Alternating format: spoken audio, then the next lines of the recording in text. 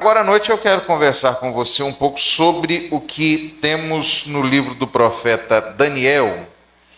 Esse ano nós caminhamos nesse livro inteiro lá na Sexta Igreja, e foram várias oportunidades de olhar para as várias nuances do que estava acontecendo na história do povo de Deus. E um dos capítulos que mais me marcou, dentre os que eu expus, foi esse capítulo 5 de Daniel, o qual eu convido você a abrir agora.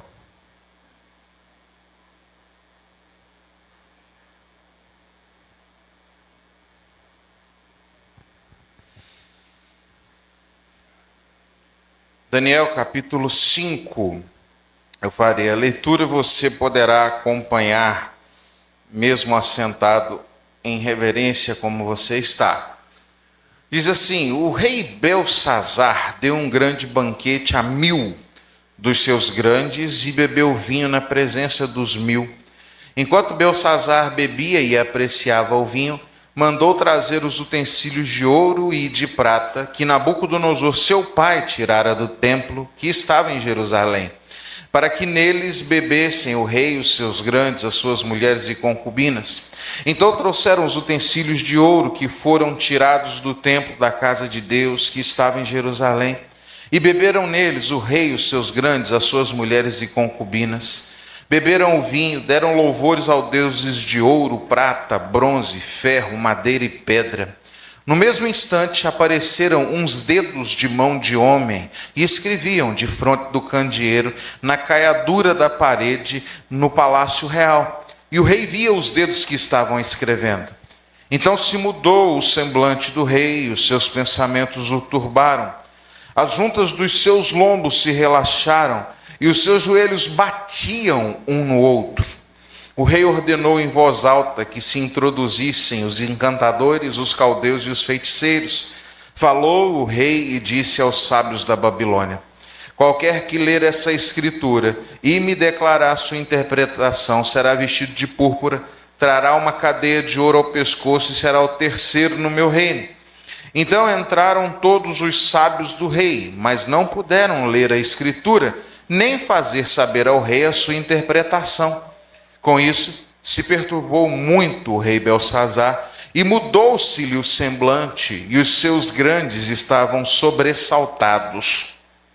A rainha mãe, por causa do que havia acontecido ao rei e aos seus grandes, entrou na casa do banquete e disse: ó rei, vive eternamente. Não te turbem os teus pensamentos, nem se mude o teu semblante. Há no teu reino um homem que tem o espírito dos deuses santos. Nos dias de teu pai se achou nele luz e inteligência e sabedoria, como a sabedoria dos deuses. Teu pai, o rei Nabucodonosor, sim, teu pai, ó rei, o constituiu chefe dos magos, dos encantadores, dos caldeus e dos feiticeiros. Porquanto espírito excelente, conhecimento e inteligência, interpretação de sonhos, declaração de enigmas e solução de casos difíceis se acharam neste Daniel, a quem o rei pusera o nome de Beltesazar. Chame-se, pois, a Daniel, e ele dará a interpretação. Então Daniel foi introduzido à presença do rei. Falou o rei e disse a Daniel: és tu aquele Daniel dos cativos de Judá que o rei meu pai trouxe de Judá? Tenho ouvido dizer a teu respeito que o espírito dos deuses está em ti, e que em ti se acham luz, inteligência e excelente sabedoria. Acabam de ser introduzidos à minha presença os sábios e os encantadores para lerem essa escritura e me fazerem saber a sua interpretação, mas não puderam dar a interpretação dessas palavras.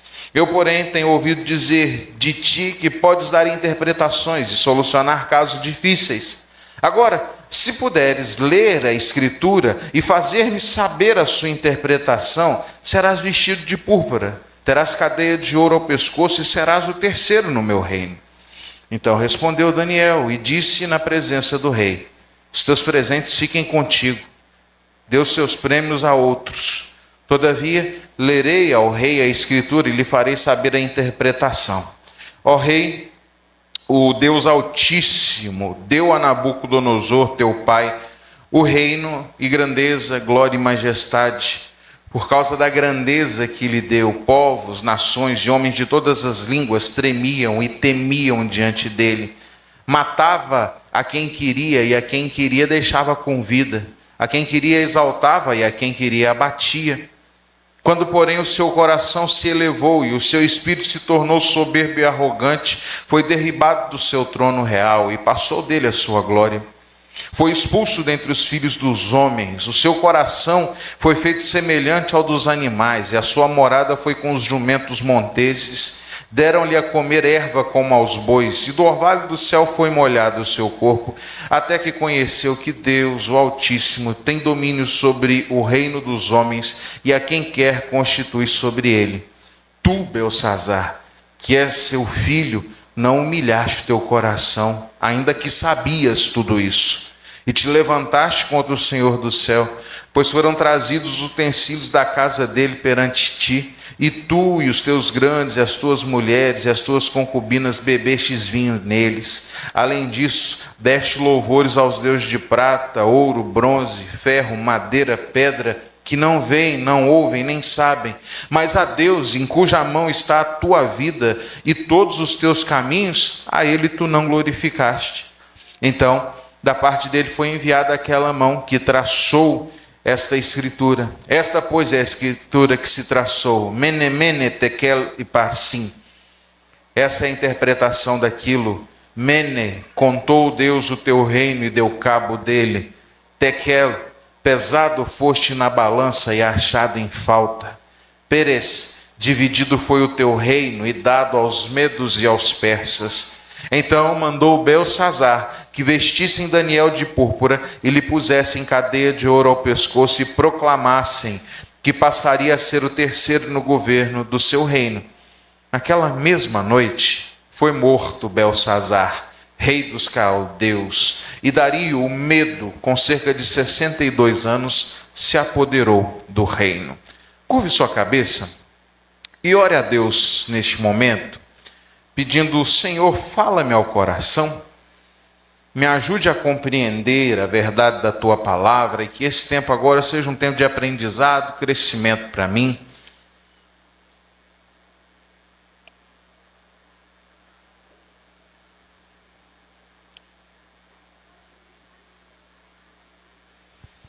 Ó Deus, toma os nossos corações nas tuas mãos e nos ajude a entender e a aplicar a tua palavra, em nome de Jesus.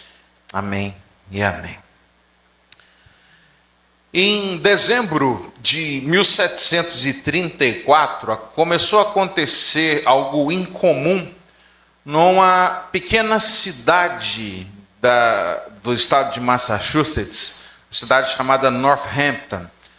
Lá, uma típica cidade do interior dos Estados Unidos, uma cidade de pessoas camponesas, trabalhadores, onde havia uma igreja congregacional que tinha um velho pastor, mas que em certo momento essa igreja é passada ao seu neto, que à época tinha 31 anos.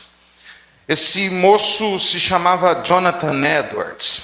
E ele diz que este foi um período, esse período da segunda metade do ano de 1734, que Deus fez surpreendente obra. Famílias inteiras se dispunham a reunir-se para orar. Jovens se converteram em massa e o temor do Senhor, o amor a Cristo pairava na atmosfera da cidade. Em apenas 6 meses, 300 pessoas se converteram. Numa localidade que tinha 1.200 habitantes. Vamos fazer uma conta arredondada aqui para Valadares, vamos colocar que tenhamos 300 mil habitantes, é como se nós tivéssemos cerca de 75 mil pessoas se convertendo a Cristo num intervalo de 6 meses. Foi isso que aconteceu naquela região. Então, este é um período de grande avivamento através do ministério de Jonathan Edwards. Mas esse movimento não se restringiu às fronteiras da cidade de Northampton, que já era uma cidade com uma igreja estabelecida. Havia uma cidade vizinha chamada Enfield, onde 7 anos depois resolveram fazer um trabalho de evangelização. E Edwards foi. Enfield era uma cidade reconhecidamente endurecida. Pessoas arrogantes, pessoas cheias de si mesmo, e ali era uma região onde se dizia que o evangelho não prosperava. Havia uma grande resistência ao avivamento lá. Mas, então um dia, em 8 de julho de 1741, Jonathan Edwards vai pregar naquela cidade. E ele prega um sermão que se tornou talvez o mais famoso de todos os sermões do movimento protestante, principalmente do movimento avivalista americano: pecadores nas mãos de um Deus irado. Esse sermão é reconhecido como um dos maiores marcos da história da literatura evangélica, porque trata com seriedade sobre o pecado. E ele pregou baseado no texto de Deuteronômio 32, 35, que diz: a mim pertence a vingança e a retribuição. No devido tempo, os pés deles escorregarão. O dia da sua desgraça está chegando e o seu próprio destino se apressa sobre ele. E Edwards começa então a fazer uma exposição gráfica das Escrituras. Ele começa a usar várias imagens que começam a causar terror nos ouvintes. Ele dizia: o arco da ira de Deus está armado, a flecha está pronta a ser desferida e acertar você. Ele dizia: olha, a ira de Deus sobre nós é como as águas represadas em uma grande represa, e que essa represa está prestes a ser rompida e nos inundar e matar a todos. Ele fazia a famosa colocação, que é a mais famosa do sermão, de que éramos como aranhas sobre o fogo, seguradas por apenas um fio de teia, e que a simples ruptura daquele fio de teia faria com que caíssemos no fogo e fôssemos devorados por ele. Então ele expressa por grande tempo a ira de Deus. Edwards não era um pregador eloquente. Edwards, os seus biógrafos dizem que ele era um leitor de sermões. Era alguém que lia calmamente os seus esboços. Um biógrafo diz que ouvir Edwards pregar era como escutar um sino de igreja tocando sem parar, era monótono. Tum, tum, tum. Mas é nesse sermão sobre ira de Deus, de um homem lendo o sermão, que a história nos diz que as pessoas começaram a procurar lugar para subir, porque elas tinham medo que o chão se abrisse a qualquer momento e eles fossem consumidos. Que as pessoas se agarravam às pilastras dizendo: Senhor, não é minha hora ainda, tenha misericórdia de mim. Pessoas faziam a pergunta do carcereiro: que preciso fazer para ser salvo? Em voz alta naquela igreja. E acontece que o culto teve que ser interrompido. A segunda parte do sermão é sobre a misericórdia de Deus. Depois de mostrar todo o terror da ira divina, Edwards iria apresentar a graça. Ele não conseguiu chegar a esse ponto do sermão.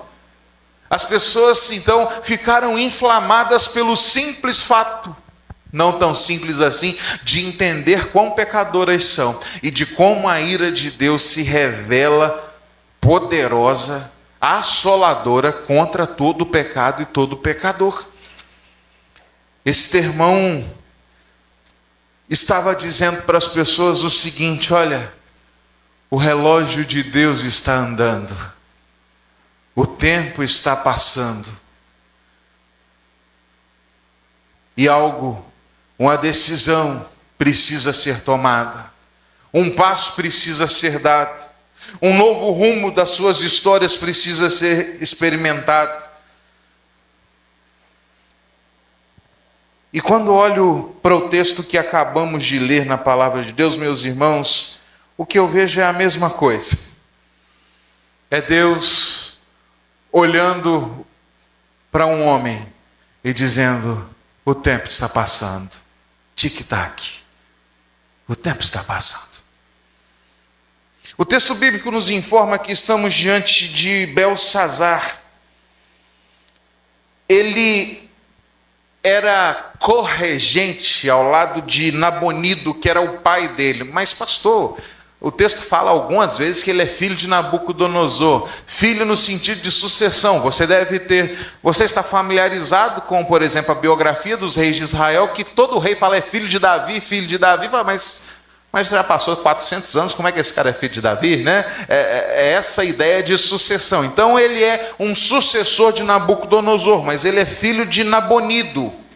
Nabonido é o rei de fato, mas ele coloca Beltsazar como sendo o seu subregente ou o seu corregente. Por isso que Beltsazar não pode oferecer o segundo lugar do reino para ninguém, ele é o segundo. Ele oferece o terceiro, fala, quem fizer a interpretação será o terceiro, porque Nabonido é o primeiro, eu sou o regente dele, e depois vai vir alguém, e quem vier depois de nós dois, esse será o terceiro. Então, é esse homem. É interessante que o texto não vai dar essa informação, mas pelos elementos históricos nós sabemos que o reino da Babilônia estava sitiado pelos medos.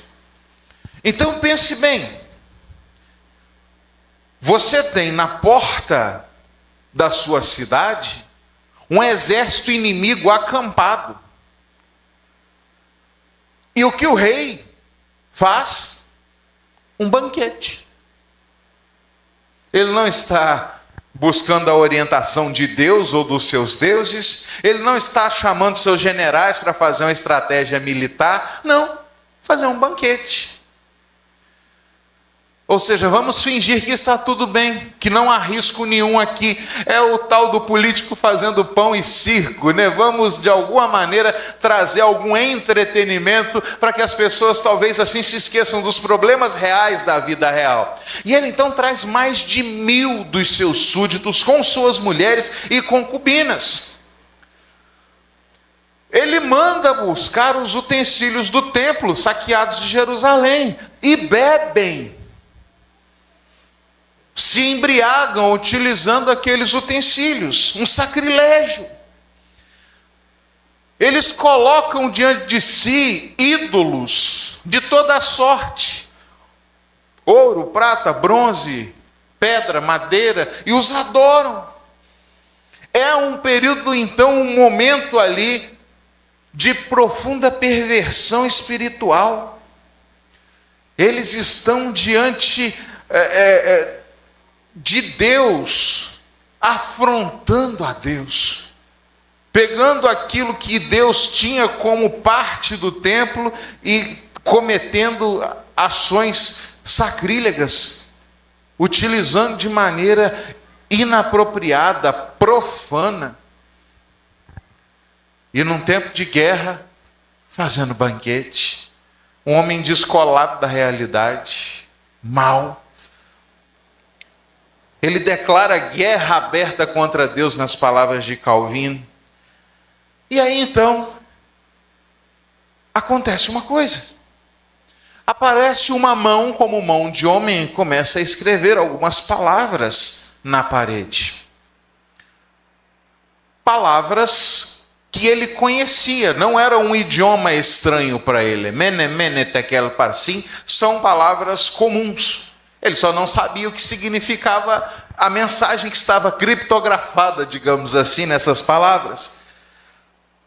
O texto diz que, ao ver aquilo, ele se desfaz em pavor. Seus joelhos tremem e ele mal consegue parar em pé.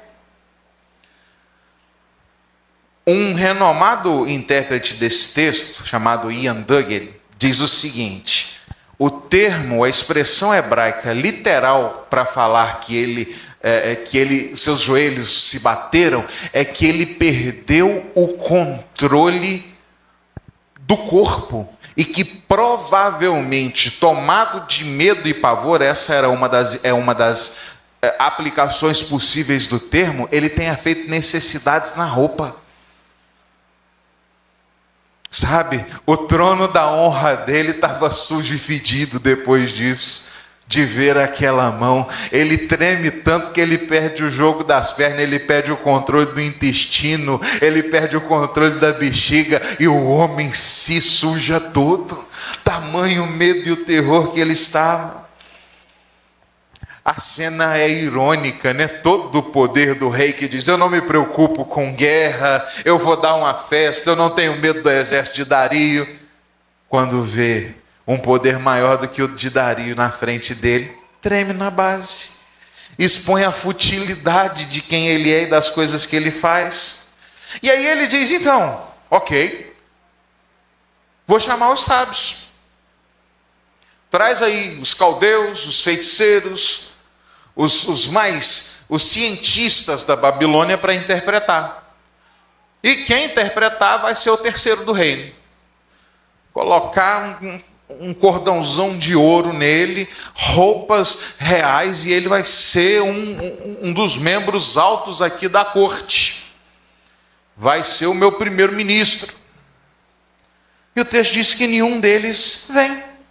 Nenhum deles vem, mas não é capaz de interpretar. É inútil. A sabedoria humana não tem o que dizer. Eles dizem: são palavras, e palavras que nós conhecemos. Não sabemos o que é a mensagem por trás delas. Não temos o que dizer. E a rainha mãe, então, provavelmente a viúva de Nabucodonosor, já muito idosa, entra em cena e diz: olha, tem um homem que Belsazar conhecia. Belsazar foi criado na corte. Sabia quem era Daniel. Sabia de todas as histórias de Nabucodonosor pastando como jumento. Sabia da interpretação dos sonhos. Sabia de fornalha ardente, sabia de tudo. Mas por ser alguém desviado da palavra do Senhor, por ser alguém que não queria render-se aos pés de Jesus, aos pés do Senhor, do Deus de Israel, a quem Nabucodonosor havia reconhecido, o que ele faz? Não, chama os outros lá. Nós bem sabemos que Daniel é o chefe dessa turma toda. O capítulo anterior nos diz, ele é o chefe.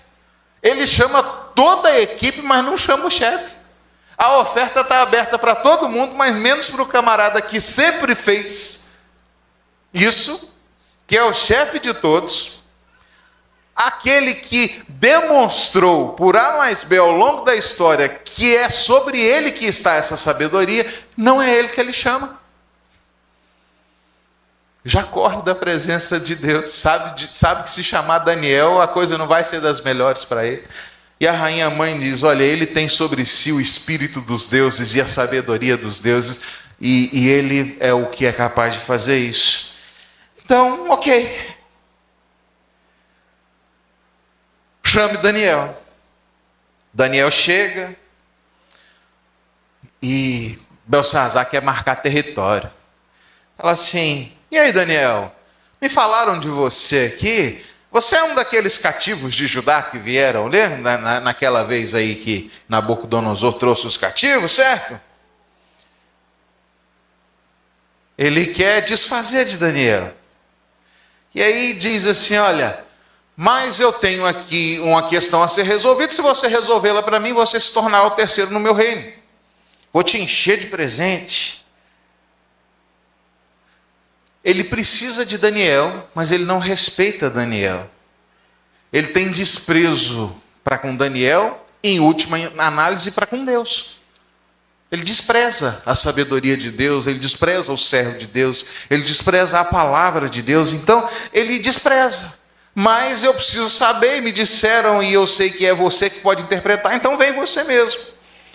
Mas Daniel diz assim: olha, seus presentes os tenha para você, não precisa de presente, não, dê para outros. E ele lembra a história de Nabucodonosor. Fala: olha, você deve se lembrar, e você conhece a história de Nabucodonosor, de como ele se exaltou, de como ele se elevou e depois foi quebrado pelo Senhor. E entendeu e teve que reconhecer que é o Altíssimo quem governa sobre o reino dos homens. Você, Belsazar, criado nesse ambiente, que viu e ouviu todas essas coisas, deveria ter aprendido, mas não aprendeu. Resolveu rejeitar e não aprendeu a lição.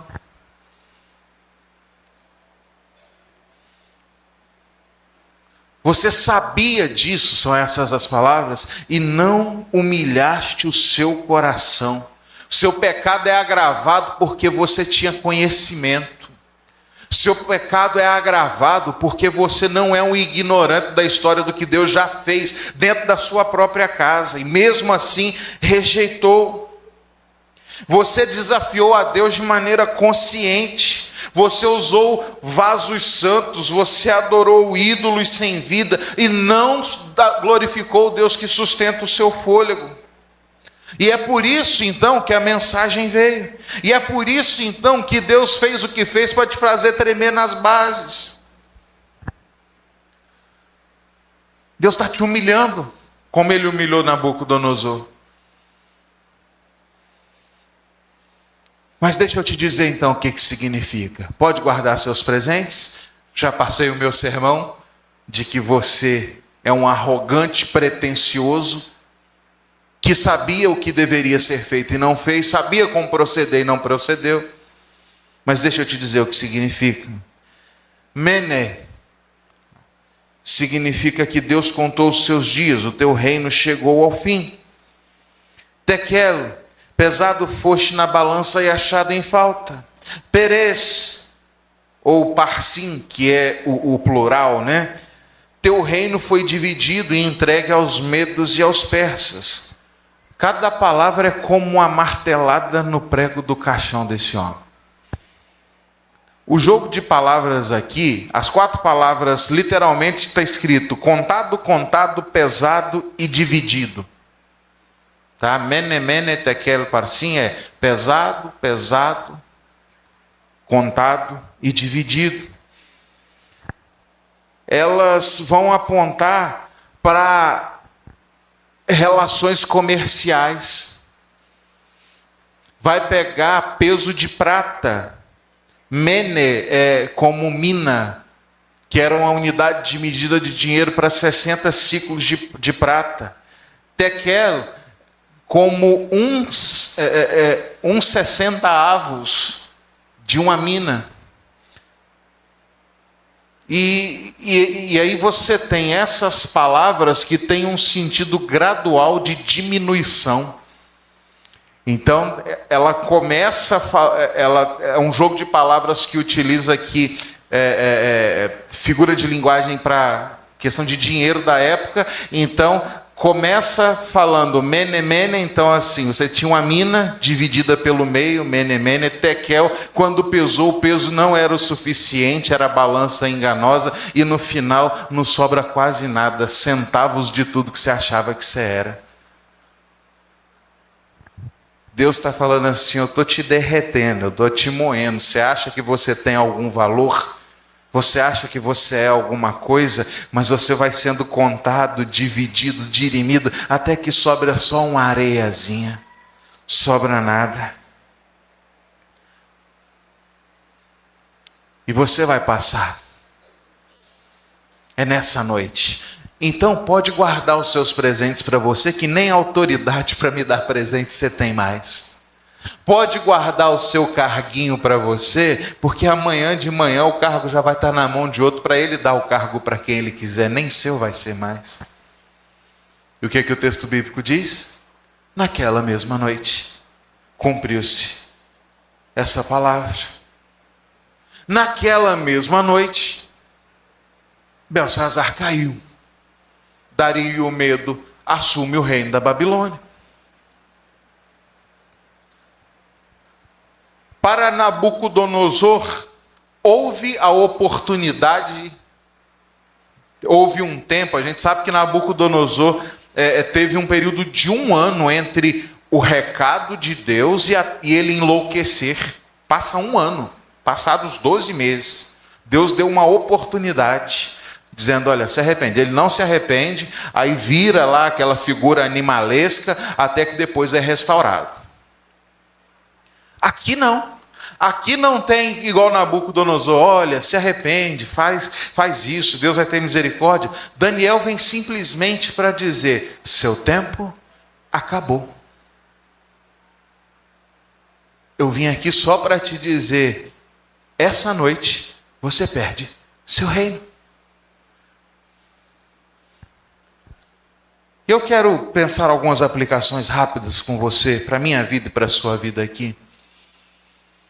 Porque essa mensagem da urgência, pregada por Jonathan Edwards, de estamos seguros por um fio sob o fogo e a qualquer momento podemos cair, de que há uma flecha apontada para o nosso coração e basta soltar a corda e seremos feridos de morte. Essa mensagem de pesado foste na balança e achado em falta, e nessa noite a sua fatura será liquidada. A mensagem de Jesus ao contar uma famosa parábola, louco, essa noite pedirão sua alma e o que tens preparado para quem será, é para que nós entendamos que a mensagem do Evangelho é de extrema urgência. O relógio está passando. O tempo está passando. E muitos de nós continuamos bastante resistentes, porque não entendemos que somos todos Belsazar. Arrogantes em nossas próprias pretensões. Nós não somos reis. Nós não temos grandes governos sobre nós. Ou sob nós, né? Não. Mas, meus irmãos, tantas vezes somos arrogantes. E vivemos como viveu Belsazar, como quem não percebe aquilo que Paulo diz em 2 Coríntios capítulo 5. Todos nós devemos comparecer diante do tribunal de Cristo para que cada um receba o bem ou o mal que tiver feito por meio do seu corpo. Ou o que diz o autor aos Hebreus: aos homens está ordenado morrer em uma única vez e depois disso o juízo. Muitos de nós não estamos lidando com o senso de urgência. Muitos de nós ainda não entendemos que essa mão que escreve uma sentença de que o nosso tempo está contado, de que nossos dias estão contados, vivemos como se não, isso não vai acontecer comigo. Outros morrerão, outros adoecerão, outros terão que prestar conta, não eu. Arrogância. O mundo desabando e ele está fazendo banquete.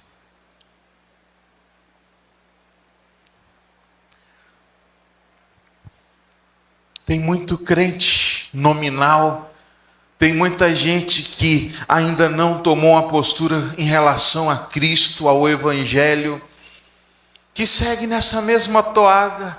Eu vou vivendo a minha vida, eu dou os meus banquetes, eu faço as minhas festas e vivo como se eu nunca fosse morrer. E vivo como se eu nunca tivesse que prestar contas. E vivo como se nunca fosse acabar. A sua segurança, a sua arrogância vai acabar. Qual a solução que você tem para a sua própria morte? Qual a solução que você tem para a sua eternidade? Qual a solução que você tem para a vida depois dessa? Nenhuma. Mas nas nossas arrogantes pretensões, nos fechamos num mundo de auto-engano como Belsazar. O mundo de auto-engano dele é: vou fazer um banquete, vou fazer festa enquanto o inimigo está à porta. Muitos aqui nessa noite e pelo mundo inteiro dizem: vou continuar vivendo a minha vida normalmente, como se não tivesse nada acontecendo, como se não tivesse um fim próximo, como se Jesus não fosse voltar, como se eu não tivesse que prestar contas sobre os meus atos, ou viver a minha vida no mundo particular que eu criei para mim. Uma segunda coisa é que tudo que você acha que tem, toda a capacidade que você acha que possui, não vai adiantar nada. Esse homem diz: não, eu tenho uma solução, chame os principais sábios aí, os principais sábios vão me dar uma solução. E eles não dão. Infelizmente, muitos de vocês, muitos de nós, precisam chegar a esse ponto de sermos humilhados em nossas próprias arrogâncias, para entrarmos no desespero de falar: eu preciso de Jesus. Precisamos chamar os nossos especialistas, precisamos lançar mãos dos nossos recursos e dizer assim: não, eu tenho soluções, estão aqui os meus sábios, está aqui todo o meu conhecimento, está aqui toda a minha capacidade, eu tenho como pagar. Vem aqui, quem me der a solução, eu vou te colocar um peso de ouro no seu pescoço, eu vou te dar um cargo importante, então eu tenho como pagar, eu tenho como resolver isso.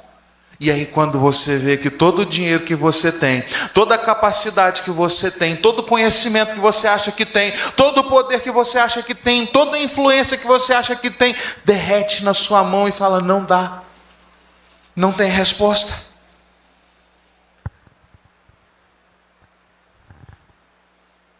Quando Senaqueribe está às portas de Jerusalém para invadi-la, a pergunta que eles saem gritando para provocar o povo de Deus é assim: em quem confiais vós? Olha só o tamanho do nosso exército, olha a nossa força. E aí, vocês vão acreditar no que os olhos de vocês estão vendo? O nosso poder bélico, militar, que está varrendo as grandes nações? Vocês acreditam que os arquinhos de vocês, as flechinhas de vocês têm alguma chance contra nós? Nós não vamos nem fazer força. Nós vamos ficar aqui cercando, vamos impedir abastecimento de comida e de água, e vocês vão morrer de fome aí. Vocês vão ter que beber a própria urina. Vai chegar um momento que vocês vão ter que, para não morrer de fome, cozinhar os próprios filhos para comer. Em quem vocês confiam? A provocação dele era essa. Mas não. O povo confia no Senhor. E o Salmo 46 é nesse contexto. Ainda que os montes tumultuem, ainda que o mar se espumeje, ainda que falar: vou te matar de sede, não, há um rio cujas correntes alegram a cidade de Deus. A guerra, nós podemos guerrear. Não, o Senhor quebra o arco, despedaça a lança, queima os carros no fogo. Então, em quem confiais vós? Versículo 10 lá do Salmo 46 explica: aquietai-vos e saber que eu sou Deus. Eu venço a guerra, eu coloco fim nela. Belsazar está aqui confiando nos recursos que ele tinha. Eu tenho uma equipe de sábios e eu tenho dinheiro para pagar essa equipe. E eles não resolvem. O que você acha que você tem que pode te livrar de uma condenação eterna? Você acha que as suas influências, você acha que as suas conexões, você acha que os seus diplomas, você acha que a sua capacidade, que a sua história familiar, de alguma maneira vão salvar você? Não, não vai. não são nossos recursos, não é o que nós temos. Nós precisamos de fato nos esvaziar de nós mesmos, porque é assim que opera a verdadeira salvação. Não é em nós dizermos tenho recursos, tenho capacidades, mas é negar-se a si mesmo todos os dias, tomar a sua cruz e seguir a Jesus. Não é sobre quem você é, mas é sobre a quem você se submete.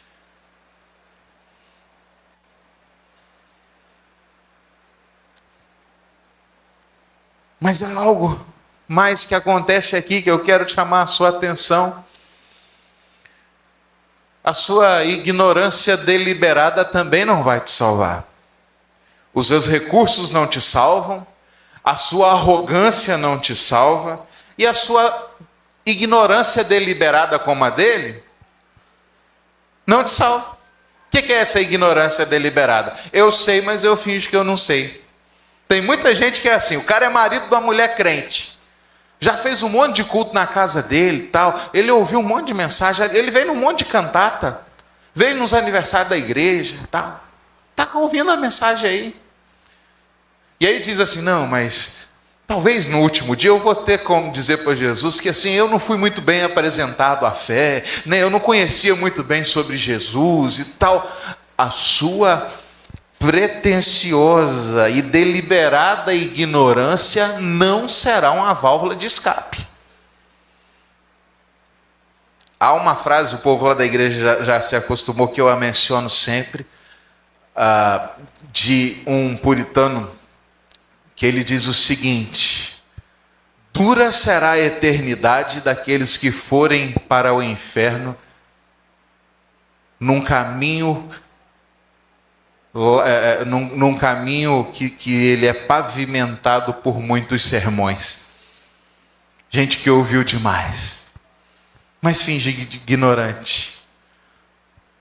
Finge de que, não tive informações suficientes. Não fui suficientemente alcançado. Nunca soube direitinho sobre Jesus. Não. E tem muita gente que vai para o inferno tendo ouvido dezenas, centenas, talvez milhares de sermões.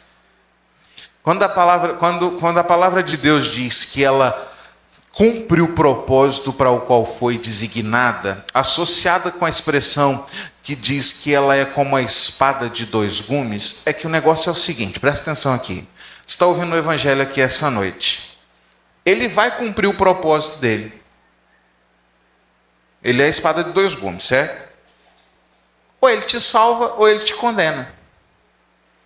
Você creu e diz, eu quero esse Jesus, eu quero ser salvo por ele, ele é o meu Senhor, ele é o meu Salvador. Salvação.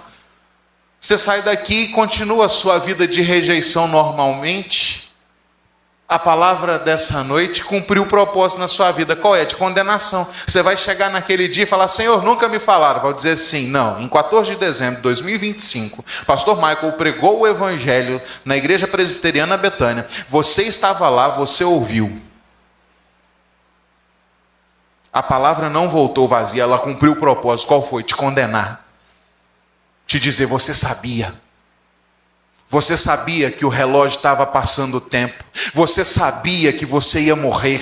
Você sabia que você precisava de um Salvador. Você sabia que Jesus é a única salvação. Você foi suficientemente informado que não há salvação em nenhum outro. E mesmo assim você rejeitou a palavra da graça e da salvação. Portanto, essa espada de dois gumes que a muitos cortou para curar, cortou para refazer, para restaurar, em você cortou para a morte, para te dizer, não, você sabia, que tentou fazer aqui o Belsazar, o que está acontecendo? E Daniel joga na cara dele, você sabe o que você fez, você sabe o que aconteceu com Nabucodonosor, você sabe a quem você deveria prestar honra e glória, e você não prestou. E a última coisa que eu quero te dizer é que assim como foi com Belsazar, será com todos nós. a longanimidade de Deus chegará ao seu limite. O apóstolo Pedro, em um dos meus textos mais amados nas Escrituras, diz assim: não retarda o Senhor a sua vinda, como alguns a julgam demorada. Então o que ele está dizendo? Tem gente aí dizendo assim: mas Jesus prometeu que ia voltar e está demorando demais. Eu acho que é mentira. Ele fala: não, ele não retarda. Pelo contrário, ele é longânimo para convosco. O aparente atraso, a aparente demora é exercício de paciência e longanimidade de Deus. Porque é desejo de Deus que todos de vocês cheguem ao pleno arrependimento. Que nenhum de vocês se perca, mas que chegue ao pleno arrependimento. Deus é longânimo para convosco. Então, todo o tempo que você tem, que eu tenho, os anos de vida a mais que Ele tem nos dado, as oportunidades de escutar mais sermões, uma mulher crente, um filho crente, um marido crente dentro de casa, um pai crente que está ali pregando para você, falando do Evangelho para você, são expressões diárias da longanimidade de Deus, dizendo: olha, eu estou tendo paciência com você e eu quero te salvar. Eu te amei de tal maneira que deu o meu filho para te salvar, e eu estou mandando gente em todo o tempo te dar essa notícia, te dar essa informação e dizer para você: arrependa-se dos seus pecados e creia em Jesus e seja salvo.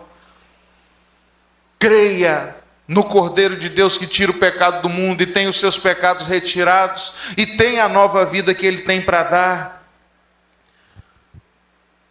Mas pode ser,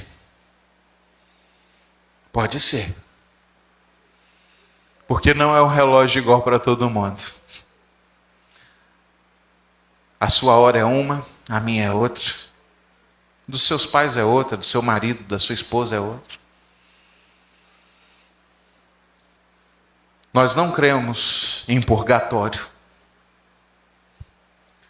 Nós não cremos no valor salvífico de uma missa de sétimo dia. Nós não cremos em reencarnação. Nós cremos no que eu disse há pouco em relação do autor aos Hebreus. Aos homens é dado morrer uma única vez e depois disso o juízo. Não adiantará sua família comprar o melhor caixão para você, rezar terços e missas, fazer algum tipo de esforço para tirar a sua alma do purgatório. Não existe reencarnação. É essa vida que você tem.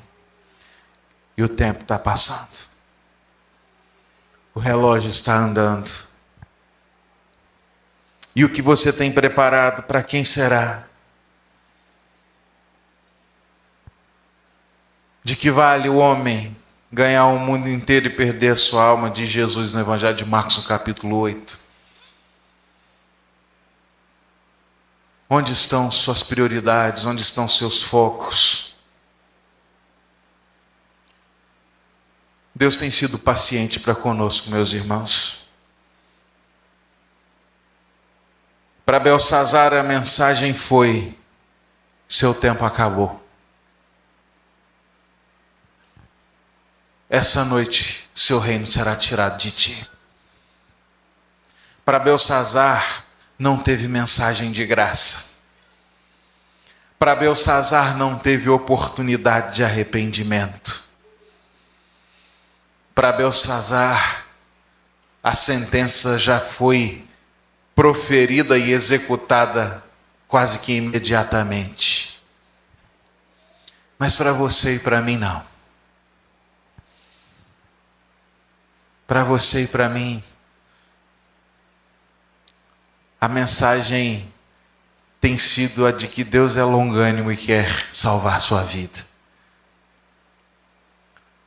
De que Deus é longânimo e tem tido paciência com você e comigo.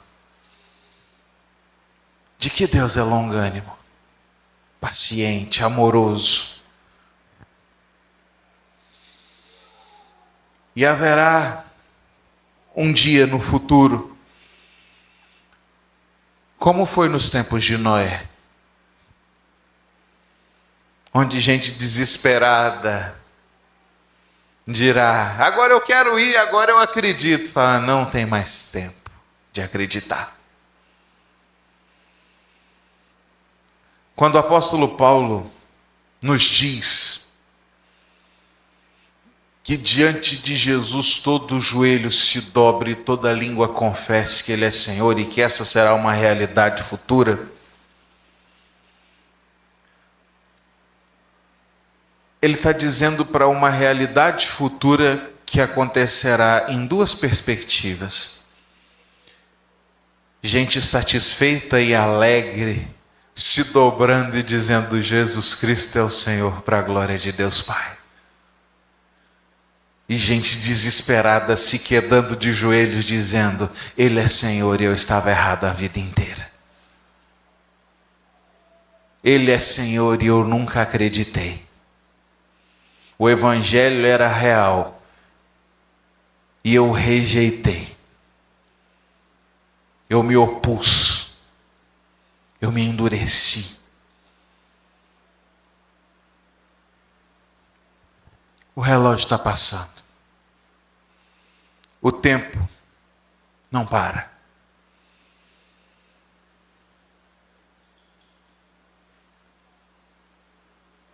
O que você está fazendo?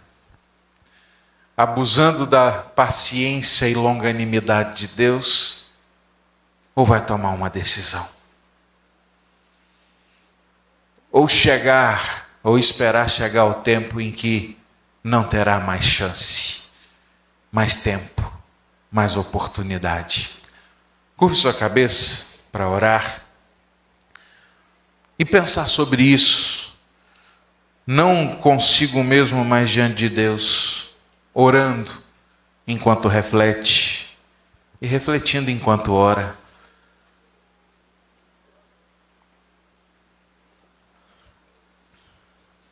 Louve a Deus pela paciência que Ele tem com você e comigo. Mas nessa noite, se utilize dessa paciência. Pela última vez. Dizendo: Senhor, não precisa mais exercitar sua longanimidade comigo, porque hoje eu creio. Hoje eu tomo essa decisão. Hoje eu dou esse passo.